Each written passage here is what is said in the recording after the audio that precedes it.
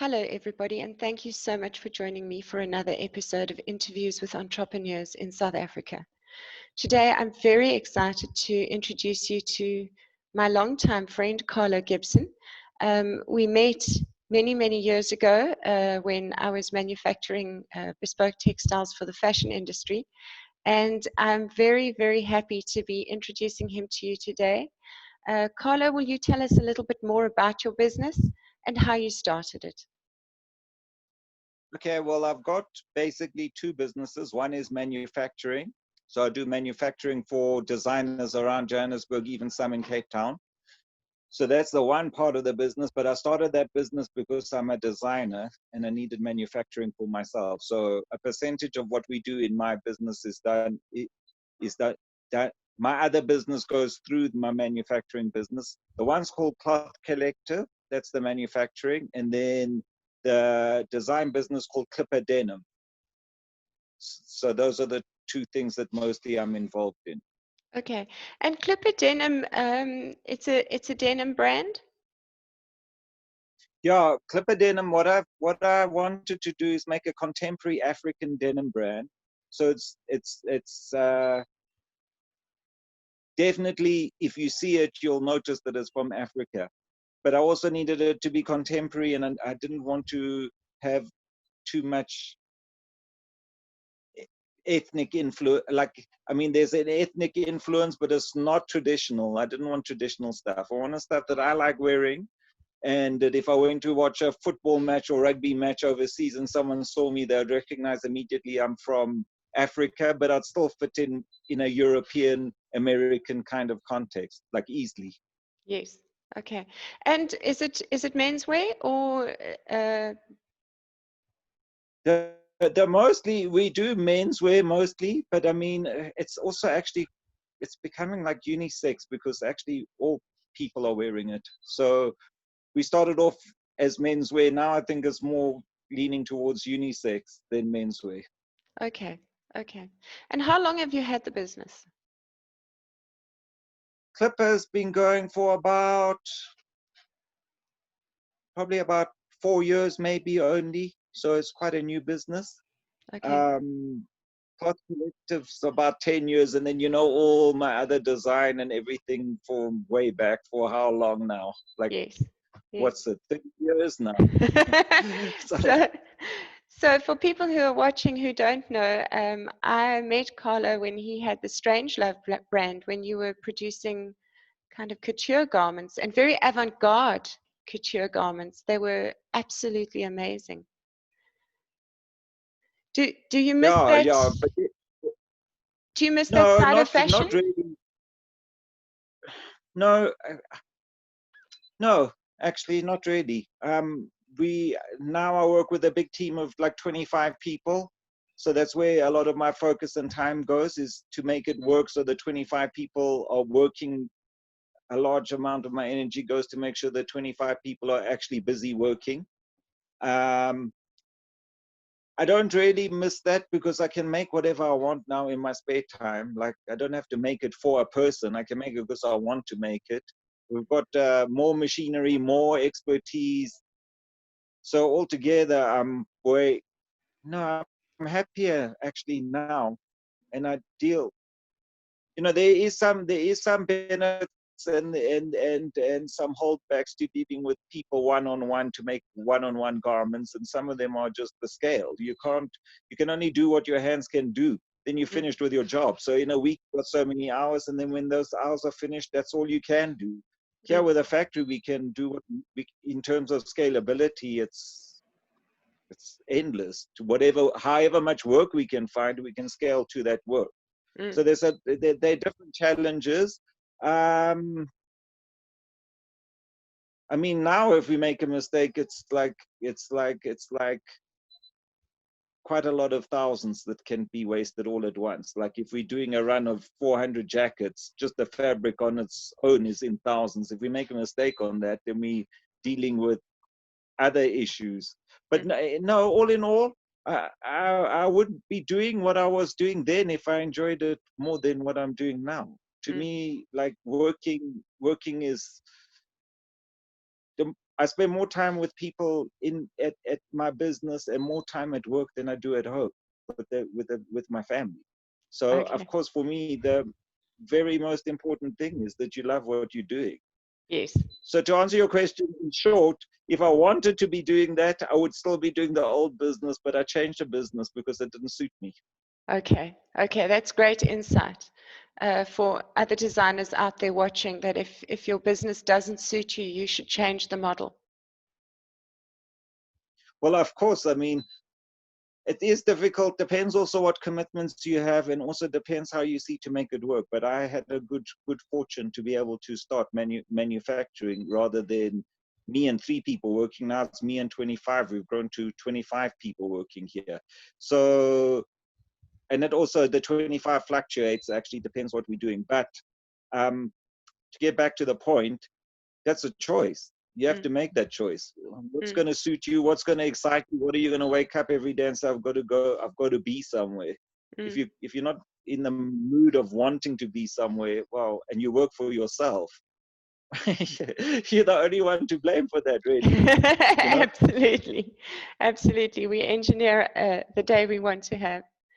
Now, the South African clothing industry has faced a lot of challenges over recent years. It's shrunk compared to what it was like in its heyday in the 1970s. What sort of daily challenges do you face, and how do you overcome them? Oh man, since Corona, it's even like escalated like you cannot believe. Like Mm, there's just no people buying clothing. To give you kind of in a way of numbers, what's happened is, like, let's take one of my better customers who would be ordering like a minimum of 250 units a week. They've gone down to, so that's every week. To give you an example, they're like on 60 units every 2 weeks now. mm, And talking about Klipa, like even putting stuff on sale now, it's making no difference to sales. The only thing I'm selling at this moment in time is masks for Klipa. So we're okay. doing that. That's turning a little bit of business. We're making a little bit of money there, but also, okay, to get to you seeing as your question wasn't actually about Corona specifically. What's happened is that because the manufacturing is cut back, all our resources have also cut back. So, like for instance, fabric is harder to find, and is, I would guess, more expensive because there's fewer people doing it and they're doing less volume. Mm, So so it's just simple things like that. Skills and skills development, like that becomes like the burden of the business owner, which is quite, it's quite challenging. That's also another challenge. Finding the work is challenging. At the best of times in the country, as you know, that like Chinese imports are just so much cheaper mm, than what you can make it for, especially when you're a small factory. Like me, 25 people, to me it's a big factory, but compared to 2,000 people in a factory on one floor, mm, in one floor space, you just cannot compete with that. So what we try to do is offer benefits where we can, like quick turnaround time, very high quality, um, and totally help through the process of making. Where in manufacturing, we will go right through from patterns. We're very good and skilled at making patterns, so we can do that for customers. mm, And then also, I guess, like, we really put our selves, if something comes out of my factory and it's wrong and someone's upset with that, then I'm upset. It's not optional. It's very personal for us, and we work to the very best that we can. Of course, because it's manufacturing, sometimes things happen. Fortunately, not often big things, but small things here and there. Sometimes big things, but then we've got to deal with it. But then it's our names are on that product. mm. So you come to us because we do something in a certain way. Well, if in the small chance we don't do it to that standard that we hold ourselves to, we fix it until it is of that standard. That's how we Mm, try and do business. mm, mm, It mm, also keeps us in the business. It keeps us in the business. mm. So, how are you finding work now during Corona? How have you had to pivot your business and change things in order to survive? I've had to use, I guess, the my my skills of lateral thinking and just trying to work out, okay, well, these things aren't working now. Is it time to like crawl up into a little hole and cover yourself, or is it time to like really get creative and really start thinking how to do things? So what we started a little bit doing is if I can call it like community work, where we do things to help. So I've done I've done an exercise where we crowdsourced scrubs for nurses, because wow, man, that's just like a real need. They're not getting, they have to buy their own scrubs. They're in a like terrible environment with corona, where it's actually like dangerous for them and nobody's looking after them. So through my involvement of making masks for the hospital, I realized that there's some other things that we need to address. And so through like my little initiative, it's not huge or anything, but it helped keep my workers busy for over a week, help pay the rent, um, we donated to, so far it's still open, so we might donate a whole lot more, but depending on funding, we've donated 222 pairs of scrubs now so far to the nurses. We've managed to design them, so we're putting a little bit of color in the hospitals, which I really like. And also it's quite a good way, because the system's very stack. Like hospital scrubs look a particular way, and that's the way they are. But now, because we're making donations, we can afford to put our little designs in there, and Yes. we've put a little bit of color in. We've made it a little bit African. It's just following the Klipa principles. We've designed something who's got the Klipa label on, and it's designed like that. If you saw that, you would know that that came from Africa, but it's still a totally 100% functional scrub. Okay. So that was an interesting challenge. I mean, also just keeping your eyes open, you know, and keeping your mind open. Like every single day, well, nearly every single day, I actually wake up and say, just keep an open mind. Like that's it. Like you don't know what it is, what's going to happen, where something's going to come from. In the manufacturing business, we've got a very good connection now for making stuff for hunting, which is Okay. kind of surprising to me in a way. But I mean, we've got all the skills to do it. And so now we're doing that. We're just being adaptable and keeping an open mind and looking for opportunities as they present themselves. Before COVID, I'm actually COVID's actually helped me a lot in my business, because it's taught me to have an open mind. Not to look at things and say, oh shit, no, we don't do that, so we can't do that. No. Well, now with COVID, it's like, okay, I'm going to keep 25 people fed. Okay, that's like that's like almost an everyday consideration. Okay, well, you're going to make hand. Have you made it before? No. Is it stitchable under your machines? Yes. Okay, we're going to do it. That's it. Finished. It's not debatable. Like before, I would say, no, we don't do that. Now it's, and I'm so happy for that lesson, is that actually you have to do what it takes, and that's what you have to do. And you do know that, but sometimes when you're spoiled with opportunities, you don't practice it very well. So yeah, I that's love. how we're winging it. It's like totally winging it, and also just trying to be the best person I can be. That means I have to look after my staff. That means if I can contribute outside the factory to social things, that's what I'm going to do. I've got like a hierarchy of things that I go through. Like, of course, it starts with me and staff, and then outside. And if we can tick all of those boxes at once, then we're like totally winning. So that's what I look for. I love that you've actually reframed this challenge as an opportunity to learn and become kind of just find your compass in your business about what's important. You know, I'm here to feed my staff, and that's the bottom line.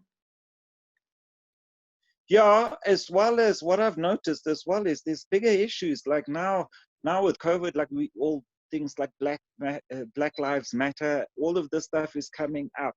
And what I also realized is actually you can have a business that is socially aware and contributes on a social level. Mm. And I think in the future, I'm going to do at least one project a year where I can use my skills to help people who can't help themselves necessarily. Like, let's say, okay, not that they can't help themselves, but help will be hugely beneficial for them. Like, I've got a project now, the next project, this one's been going on for a long time, but now I see how, from COVID, I've seen how we can actually implement mechanisms that can actually help people. So the next project, as soon as COVID's like washed over, is to help homeless people, especially in winter. So we've just, well, a while ago I designed some clothing that can really help with with the conditions that homeless people have to live in every day. Yeah, so that, yeah, but Melanie, like you, I think, just like you, where would we be if we didn't see opportunity in front of us? Like, that's how we are. We made that way. Some people are not made. Some people are made for hiding, and some people are made for taking on challenges. Like, I know you're also one of those people. It's like, it makes you excited, right?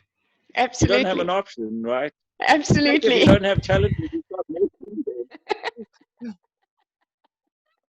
Absolutely.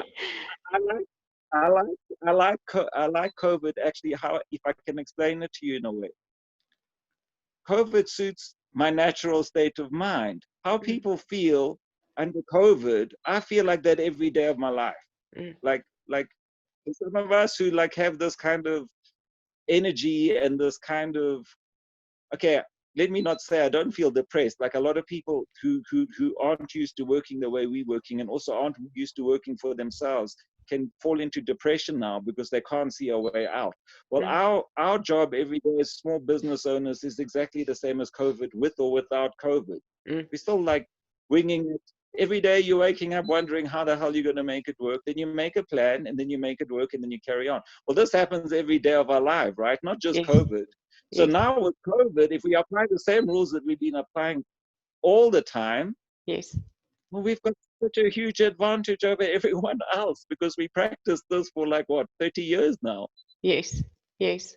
I've felt much the same way during COVID, that I'm in such a lucky and such a privileged place, simply because there's not a lot about my life that has changed that radically, because of those very things that you've described. No, I was going to say to you, it's not a matter of luck, but it is a matter of luck. I was going to say to you, it's a matter of hard work, and that you've been working a long time to be able to manage with these kind of situations, which is partly true. But on the same, maybe instead of saying luck, I'd prefer to say we're blessed.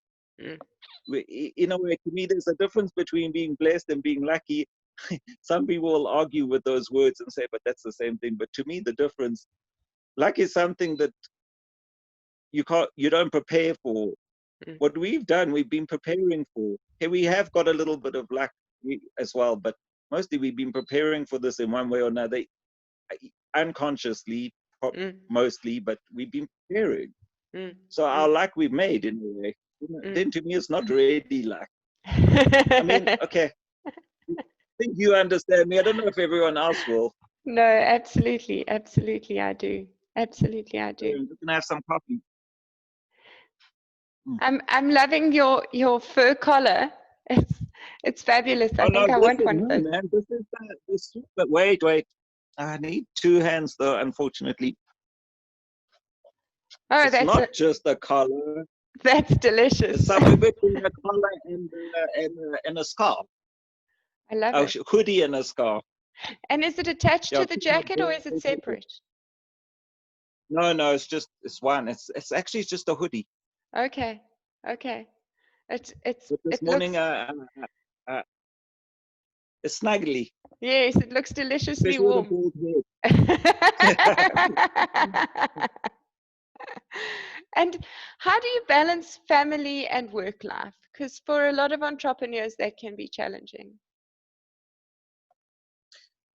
Someone who is a very good businessman once told me that you have to compartmentalize things, and I took that really to heart.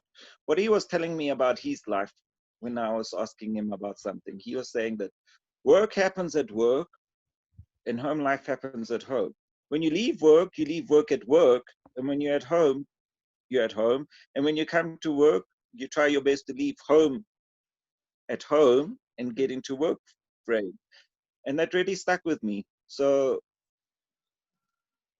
I believe that, like, if I, there's not very often a day when I'm totally like frustrated with work, but like totally upset that I get home, and then that same frustration continues into, of course, there's residue of the frustration, and that's best if you really strong and clever, you don't bring it into your other life. But unfortunately, I'm not that good always. The frustrations sometimes are a bit too big, and then they do spill over in home. But really, I just try and keep things in their compartments.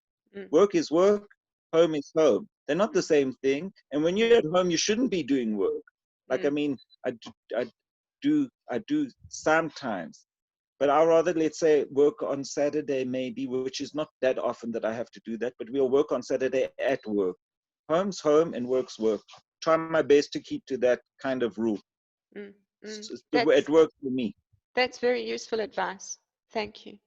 Thank you. Also, something that I think other people will tell you against, especially like business people, is I also think there's time limits.